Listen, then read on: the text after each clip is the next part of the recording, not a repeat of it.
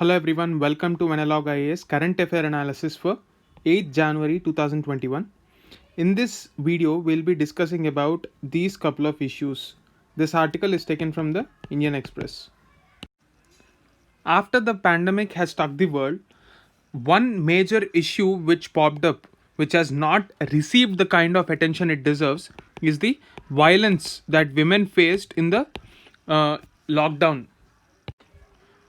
This has been called as the shadow pandemic by the World Health Organization as well as UN Women. So, just to put things into context, it is studied that 1 out of 3 women worldwide experience some form of physical or sexual violence, mostly by an intimate partner during this lockdown. And violence against women and girls is a human rights violation. In order to stop this shadow pandemic, we need a global level collaborative effort to stop it. So, COVID 19 cases continue to strain health services, essential services, and even in this, the police departments are not in a position to handle the domestic violence cases because they are already overburdened with other sort of cases. But that cannot be an excuse. More needs to be done to prioritize addressing violence against women in COVID 19 response and recovery efforts. Across the world, acknowledging this fact, a lot of European countries have allocated specific budgets to women to ensure that they are not getting harassed in this situation. However, in the case of India, there were no direct announcements relating to violence against women because we don't have the financial wherewithal to address this particular component. But again, like I've said, that cannot be an issue, and we have to respect the idea of gender budgeting because of the ensuing inequalities. So, what is done in this aspect is simply not sufficient to address this issue of inclusivity. Now, when we're talking about rule of law, in India, we treat unequals unequally so that they get their fair justice. Similarly, when we feel that women are in a vulnerable situation, we have to treat them unequally. So we have to empower them by allocating certain fiscal allocations. So if we put things into context, globally 1.5 trillion US dollars is the cost that is incurred because of this violence against women, and because of the fact that this stops them from getting into economic activities. In the case of India, we have the Justice Verma Committee, which has given a legal perspective to this. It provided a comprehensive framework as to how we have to envision the idea of gender justice and proposed a Bill of Rights. So, under this, there is a charter which set out that certain rights should be guaranteed to women as it is envisioned in the constitution of our country. In order to translate this into actual activities, we need to have budget allocations, because ultimately, in order to execute any sort of a right, we need to maintain a certain state machinery, institution, and the manpower to ensure that this Bill of Rights are actually executed on the ground level. So, for this, budgetary allocations are not given. That is the reason this still remains on paper. So, cyber violence also has increased in the time of COVID 19 because of the lockdown. Keeping all these situations into consideration, our union budget should come up with a program design and budgetary allocation with respect to gender budgeting. So, that is the central argument of this article. This article, titled Anatomy of an Insurrection, is about how the violence has encapsulated the entire moving out ceremony of the incumbent president of the United States, Donald Trump. So on January 6th, Trump supporters have surrounded the White House and said that the election which declared that Biden is the new president of the United States is not valid, and there has been some discrepancy in the election mechanism. This is even after the Congress has declared Biden as the winner and Supreme Court has not intervened in the issue. This brings us to the point as to how the President of United States, Donald Trump's policy has actually created an unrest and unfolded a chaos in the biggest and probably the most ugliest scene in United States after the Civil War.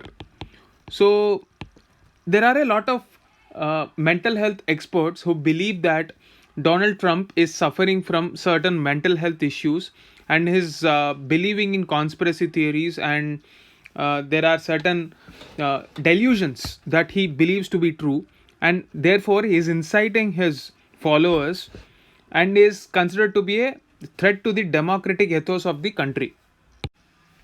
But that is not relevant for our exam. What is relevant in our situation is to understand the political mobilization of the Republican Party or the far right party in the United States. Generally, when we're talking about United States, we talk about capitalism. So there is no denial of the fact that capitalism is indeed the way to generate wealth. However, there are certain aspects of capitalism also that will seek social welfare as a return for whatever they have from the society. This is the liberal version of capitalism. And then the far more conservative position which is taken by the Republicans as opposed to the Democrats here is the fact that every person is free to carry out his own enterprise or his business. Nobody is actually intervening in it. And the rhetoric here is the one set up by the Republicans here is that immigrants are trying to steal the jobs of Americans. So this has incited a sort of a divisive politics within the country. Now, the manifestation of this ugly side of divisive politics is the capital insurrection that we have had on January 6th. If we take a close look at the modus operandi of Trump's election campaign across the years, what he did was he appealed to the faith, patriotism, and he almost tried to use the victim card to hold immigrants as against the values of Americans. But if we take a look at American history, America is built because of immigrants. The very fact that most of the white settlers who are considered to be the original settlers of America are in fact themselves immigrants. In the entire nation building process of America, the interracial mingling is what made America today, because it has always welcomed the best of the world and meritocracy was celebrated. And this was possible because of fair immigration policies attracting the best of talents. Given the fact that Donald Trump is not going to go down simply like that, and on Jan 20th, Joe Biden is supposed to take the charge as the President of United States, we have to understand that the president, who is considered to be extremely unstable, and therefore, in order to stop the president from inciting more hatred, even social media platforms like Facebook have actually blocked the accounts of the President of United States for an indefinite period till the situation cools down.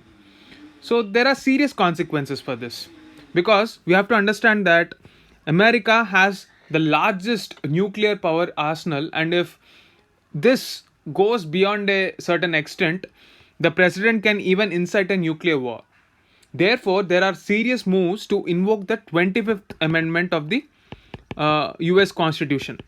Now, let us understand what this 25th Amendment means. In this amendment, there are two sections. One is Section 3 and the other one is Section 4. In this Section 3, the President can give in writing that he is not able to discharge his duties. So, this is more like a resignation. But here is the interesting clause.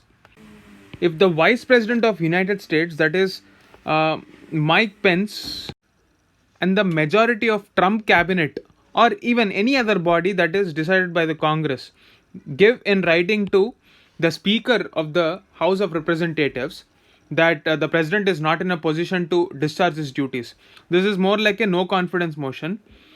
They say that if they are not believing in the ability of the president of United States to discharge his duty, then vice president can assume the charge.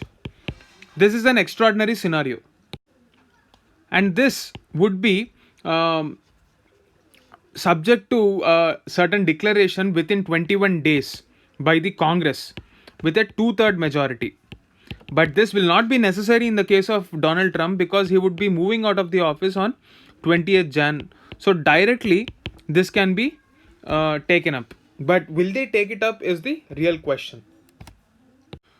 Now, as far as UPSC is considered, it is very important to understand this in the context of India US relations. As long as Donald Trump was in power, the Indian government has displayed that it has been extending its support to the United States Trump's administration. Even though India US relations are equally respected by the Democrats as well as the Republicans, it is very important for the Indian government to remove any sort of an impression that it was pro Trump and anti Biden.